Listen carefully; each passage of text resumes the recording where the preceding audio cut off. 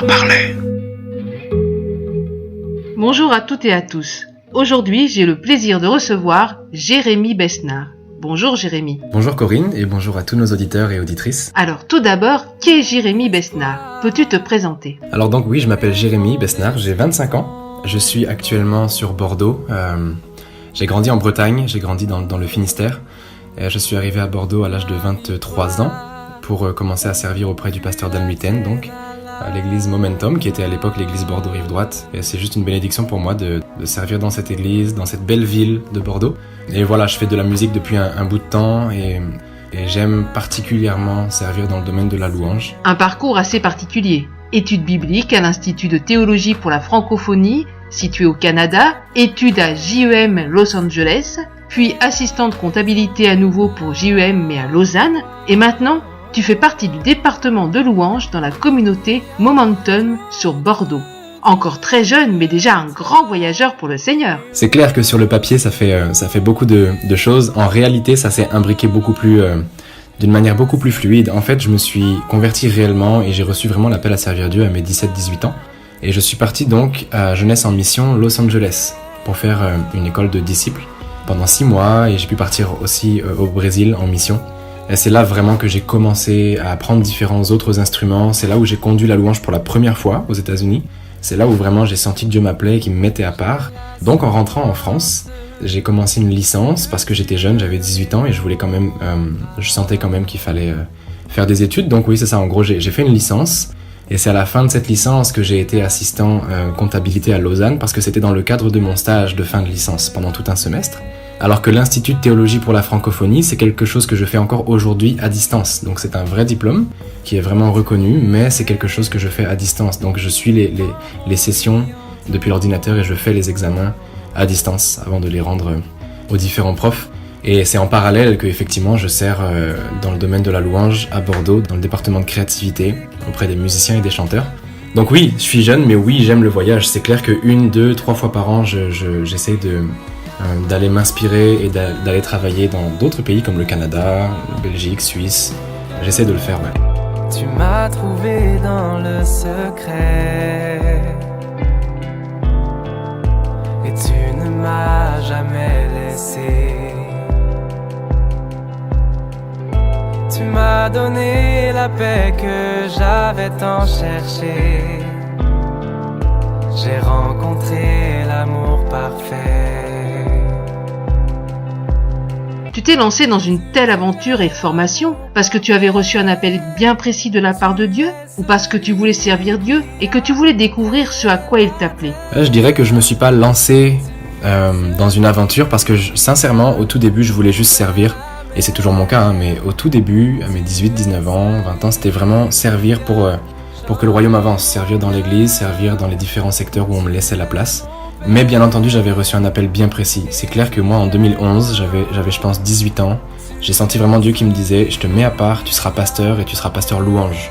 Et en 2011, c'était pas quelque chose de très très répandu en France, pasteur louange, mais j'ai jamais abandonné l'idée. J'ai gardé dans mon cœur, je l'ai chéri.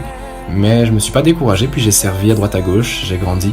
Et c'est en train de prendre place aujourd'hui. Mais oui, j'avais reçu un appel précis et je l'ai protégé, je l'ai chéri. Et j'ai fait tout ce que je pouvais pour faire fructifier mes dons et puis le temps que j'avais, jusqu'à ce que ce rêve devienne réalité. Mais de base, je voulais quand même juste servir Dieu. De base, je voulais juste que le royaume avance, et je voulais grandir, je voulais apprendre. C'était vraiment ça ma démarche. Peux-tu nous parler un peu de ce parcours et de ton cheminement avec Dieu lors de celui-ci ? Mon parcours est un petit peu atypique, c'est clair. J'ai grandi dans une famille chrétienne en fait. Mes parents sont des gens extraordinaires, ils sont chrétiens. Et j'ai 5 frères et sœurs. Et ils sont tous aujourd'hui pasteurs ou bien femmes de pasteurs et ils servent vraiment dans leur domaine, mais depuis jeune. Donc moi j'ai grandi avec je voyais mes frères et sœurs déjà réussir dans la musique, dans la louange, puis dans la prédication, puis dans tout ce que vous connaissez du domaine pastoral là. Et en fait, ça m'a mis une pression. Donc moi, toute ma jeunesse, j'ai pas voulu servir Dieu dans un quelconque domaine parce que j'avais la pression de faire aussi bien que mes frères et sœurs. Je vous passe les détails, mais c'est vraiment à mes 17-18 ans que là, je me suis rendu compte que Dieu m'appelait clairement à quelque chose et qu'il fallait que je me lance. Et c'est ce que j'ai fait. Et j'ai senti que c'était la louange, j'ai senti que c'était le domaine dans lequel Dieu me plaçait. Et donc, à 18 ans, je suis parti à Jeunesse en Mission. J'ai appris différents instruments. Je maîtrisais déjà 1 ou 2 instruments, mais j'ai essayé de travailler d'autres instruments. J'ai commencé à composer, j'ai commencé à faire grandir ma relation avec Dieu par le chant, par la composition, et j'ai commencé vraiment à avoir ce fardeau des gens qui ont besoin de vivre quelque chose dans la louange. Et donc c'est en rentrant que effectivement les aventures ont pris place. Moi j'étais assez intense, j'étais tout le temps en train d'essayer de servir, de grandir, et c'est ça mon parcours, c'est que en fait mon cheminement, c'était juste le cheminement d'un jeune gars qui voulait servir Dieu, qui avait juste une profonde soif de voir Dieu agir puissamment dans la louange et puis voir les gens juste se relever, vivre des choses extraordinaires dans le domaine de la louange notamment. Et donc c'est ça, c'était ce qui brûlait sur mon cœur en fait. Après, ça n'a pas toujours été facile parce que on connaît Dieu, là c'est un Dieu qui nous apprend aussi par la patience, par des choses qu'on ne comprend pas et on doit lui faire confiance. Donc moi j'ai trouvé le temps un petit peu long quand j'ai fait cette licence, donc c'est 3 ans, puis après j'ai eu quelques soucis sur divers domaines, domaine de la santé, domaine du travail. Il a fallu faire des zigzags, Dieu il aime parfois nous faire traverser des zigzags avant de nous emmener du point A au point B. Et c'est ce qui s'est passé pour moi, mais c'est vraiment ce qui est important dans tout ça, c'est de se rappeler des promesses de Dieu, de se rappeler de ce qui brûle dans nos cœurs, et qu'un jour, ultimement, ça s'accomplit dans le bon moment. Dieu fait toutes choses belles en son temps, et c'était ça qui me gardait, qui brûlait dans mon cœur. Tu sembles actuellement dans un bon environnement pour ton développement. Qu'est-ce qui, à tes yeux, est important pour qu'un jeune chrétien puisse se développer dans sa foi et son service pour Dieu? Il y a beaucoup de choses qui sont, selon moi, importantes pour qu'un jeune chrétien aujourd'hui puisse se développer dans sa foi et dans son service pour Dieu. Je vais en citer quelques-unes. La première qui me vient à l'esprit, on dit que le faire aiguise le faire. Et c'est vraiment quelque chose que je trouve ça vraiment réel. Trouvez quelqu'un et dites-vous, ok, lui, elle, je sais, c'est une bonne personne pour que je grandisse, pour que je me forme, pour que j'apprenne. Et puis, tissez des relations de confiance, servez-les, servez avec eux, avec elles, aidez-les, posez des questions, n'ayez jamais la prétention d'avoir déjà suffisamment appris. Et entourez-vous, c'est ça, le faire aiguise le faire. Entourez-vous de personnes qui vont vous aider et qui vont vous propulser dans justement l'appel que vous avez reçu. C'est ce qui a changé ma vie, moi, c'est que Dieu a mis sur ma route un pasteur d'Anne-Luitaine, Patrice Martorano et d'autres personnes, Sébastien Korn, qui en fait, eux, investissent dans votre vie et puis font que votre ministère peut ensuite voir le jour. Il peut être basé sur un socle solide parce que vous gagnez des années d'expérience en quelques mois à leur contact. Après, soyons spirituels aussi, juste, c'est pas à propos de vous, c'est à propos de Dieu et des autres, c'est la grosse base de toute chose. Et si votre ministère repose sur cette vérité-là, que c'est à propos des autres, c'est à propos du ministère de Dieu et non pas du vôtre, ben ultimement, votre ministère il va grandir et les gens vont être bénis par vos paroles, par vos chants, par votre musique, par votre appel quelconque. Donc ouais, ce seraient mes conseils. Dieu, tu es ma force, ma sécurité. Tu es mon espoir. Dieu, tu es ma paix. Continuons l'aventure. Ton EP « Aucun autre nom » est sorti vendredi dernier. Il était précédé de 2 singles, des chants qui élèvent le nom de Dieu au-dessus de tout nom. Mais une histoire particulière derrière ceci ? Ouais, cet EP et ses singles, donc Aucun autre nom et Dieu tu es, ont une histoire assez spéciale parce qu'en réalité, je chante depuis donc j'ai 18 ans, je fais de la musique et je compose, j'aime ça. Et je compose des chants assez faciles à retenir, faciles à chanter et auxquels tout le monde peut s'identifier, en tout cas un bon nombre de personnes. C'est mon objectif. C'est que les gens chantent dans l'église, c'est que les gens se rattachent aux paroles de ce que moi j'ai pu vivre, mais aussi de ce que tout être humain va vivre, la solitude parfois, le découragement, mais se rattacher à Dieu, puis le louer parce que dans tous les cas il mérite la louange, etc. Mais cette EP, donc ces chants, ont une histoire un peu spéciale parce que, pour être honnête avec vous, je suis arrivé à Bordeaux avec mes projets d'EP, etc. En tout cas de chants de louange.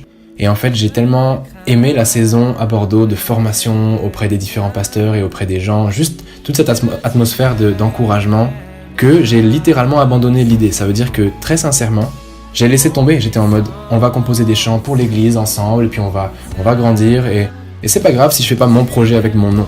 Et c'est là qu'il y a l'humour de Dieu qui rentre en jeu, c'est que c'est à partir de l'année environ où j'ai commencé à dire, Seigneur, j'ai pas besoin de faire un album à mon nom, moi je veux juste que les chants, on les chante dans mon église, on les chante dans les églises, et puis ça suffira dans le groupe de jeunes, et je suis content de ce que je fais ici, je m'en rassasie pleinement. Et c'est là que Dieu vraiment a suscité différentes personnes de différents lieux qui sont venus comme me questionner, alors quand est-ce que tu fais un EP, quand est-ce que... Et ça c'était jamais arrivé avant, donc là, ça a fait tilt dans mon esprit, j'ai vraiment pris un temps de prière, et j'ai demandé à Dieu des confirmations que j'ai obtenues, et j'ai compris que là, ok, il fallait que je sorte mes chants avec mon identité. Je pense que Dieu est un Dieu qui aime aussi entendre notre louange. Il recherche des adorateurs et pas juste l'adoration. Et du fait de nos histoires, dans notre adoration, il y a des choses personnelles, il y a une louange qui est complètement unique. Et j'ai senti que Dieu me disait, maintenant je veux entendre ton son. T'as été avec Dan Luiten pendant longtemps, ça a été super. Mais là, il est temps que j'entende ton son, tes chants, et je veux que tu bénisses les gens avec tes chants et qu'on puisse chanter ensemble. Et donc je me suis lancé. Ça a été ça un petit peu la démarche. C'est vraiment pour le royaume de Dieu, Ça a été une grosse lutte très sincèrement, avant d'imaginer avoir mon nom vraiment, Jérémy Besnard, sur une jaquette d'album, mais les choses sont enclenchées et puis je vois Dieu dans tout ça, donc je suis vraiment reconnaissant. Et serais-tu un futur prédicateur ? C'est quelque chose que je pense aussi avoir vraiment reçu et que je veux développer. C'est pour ça aussi que je suis étudiant à l'Institut de théologie pour la francophonie, à distance. C'est quelque chose que j'ai sur le cœur. C'est clair que chanter, composer et juste travailler au milieu d'une équipe de louanges, ça fait brûler mon cœur, mais la parole de Dieu, juste toute cette richesse, la véracité de ce qu'elle et la profondeur de ce qu'elle nous dit, de ce qu'elle fait ressortir, moi c'est quelque chose qui brûle dans mon cœur. Et puis la louange, c'est parfois un peu un piège parce que ça devient une mode et personnellement je ne veux pas être de ceux qui se reposent sur la mode de la louange, mais je veux toujours faire reposer la louange, l'adoration sur un socle biblique profond. Et j'y travaille, on n'est jamais parfait. Mais oui, futur prédicateur, oui, je le souhaite vraiment et je veux vraiment servir dans ce domaine-là. Accepter le fait que c'est un processus. Au début, on n'est pas un excellent orateur, mais il y a un début à toute chose et il faut grandir. Mais oui, c'est quelque chose que je veux développer et je veux bénir les gens aussi au travers de l'étude de la parole de Dieu. Pourrais-tu, Jérémy, laisser un mot d'encouragement pour nos auditeurs et nos auditrices ? Des mots d'encouragement, j'en aurais vraiment plusieurs si j'écoutais un petit peu mon cœur là, mais de base, j'aimerais juste encourager tous ceux et toutes celles qui peut-être ont reçu un rêve, une parole de Dieu, des dons. J'aimerais vous mettre juste bien au fait de ne pas enterrer vos talents et vos dons. C'est pas un conseil que la Bible donne, c'est loin d'être un conseil, c'est presque un commandement. S'il y a une parabole sur ce sujet, c'est que c'est quelque chose qui est important. On aura là-haut des comptes à rendre. Mine de rien, on l'oublie, mais on aura là-haut des comptes à rendre au Seigneur.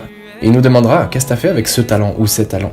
Et les amis, qui que vous soyez, peu importe votre environnement et peu importe la physionomie de l'église dans laquelle vous servez, la vision du pasteur, tout ce que vous pouvez faire, faites-le comme pour le Seigneur. Au moins, vous aurez fait tout ce que vous pourrez. Et je crois que Dieu, il honore ça, puis ensuite, il décuple tout ça, il multiplie. Donc, juste n'attendez pas. La patience, c'est pas attendre, c'est qu'est-ce que vous allez faire pendant l'attente.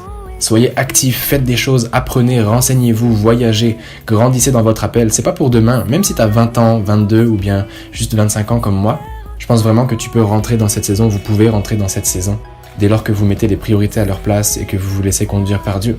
Mon deuxième conseil, ce serait n'abandonnez pas. Il y aura des bâtons dans les roues, il y aura des vrais moments de doute et de découragement.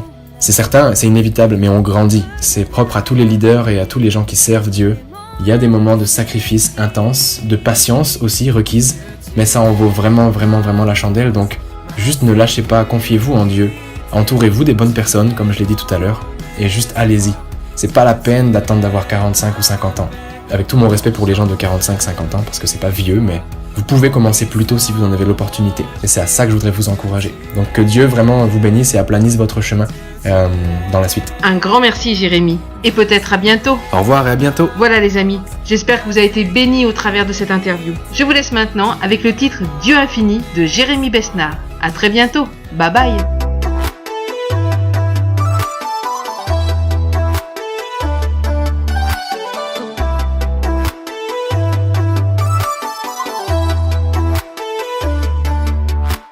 Créateur des éléments, ta main a dessiné la terre.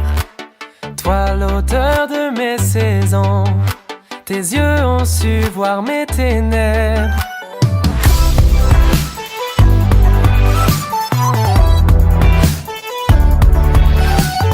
Créateur des océans, ton souffle déchaîne les mers.